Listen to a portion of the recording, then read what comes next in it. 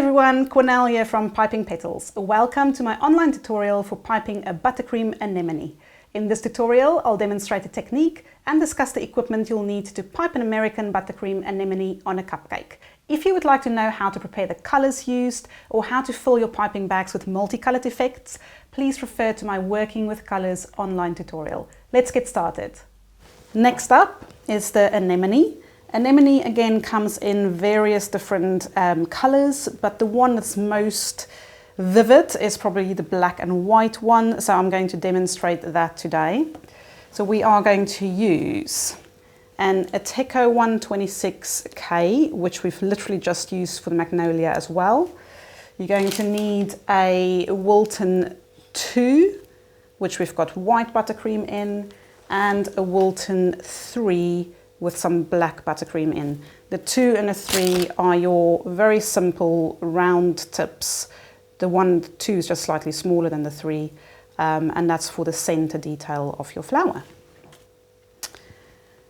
Okay, so about the width of your nozzle, keep your nozzle right there on your cupcake, wide end towards the bottom, narrow end of your nozzle facing outwards.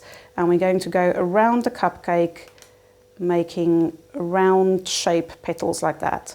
As you come back, tilt your nozzle a little bit vertical to make space for your next petal, which basically goes in and underneath the previous one. Making it big enough just to cover the edge of your cupcake case.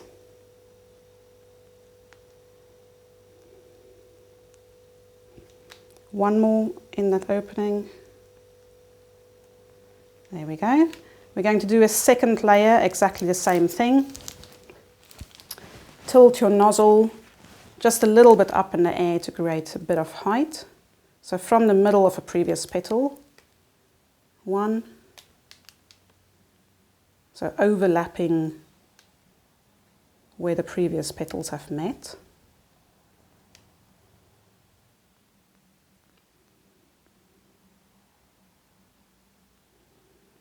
And the last one. There we go, that looks very pretty. And now we're going to add the center detail.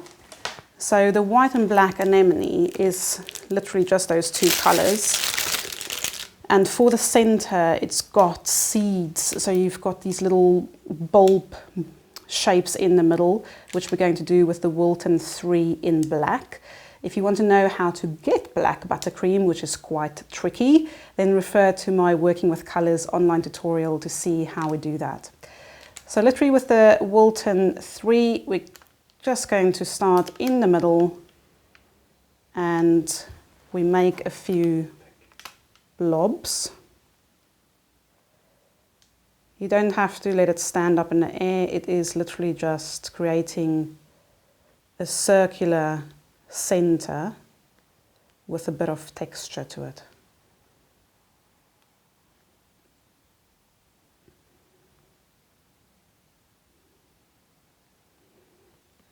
We need one more there.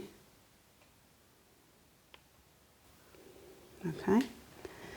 Now with the same tip, we're just going to make a few black spots around the edge. And this is actually for the stamen and how it ends in a little black dot. So we're going to do the stamen with a Wilton 2 in white, and in real life there will be a little black dot at the end of the white stamen, which is quite tricky to do. So to just play around with visuals, we're going to make dots on your petals, and if you look at the flower from the top, it will just look like it comes off your stamen that we will pipe in a minute.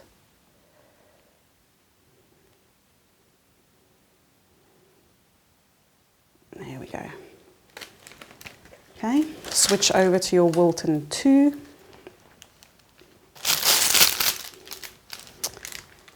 And we're going to start from the edge of your black center and pull out to make a stamen shape.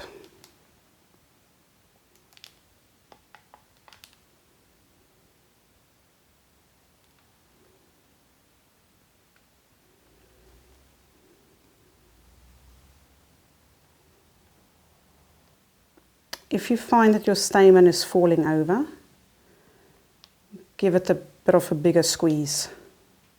Then your pressure is not enough. Not every one that you pipe needs to be the same length. It's definitely not the case in nature.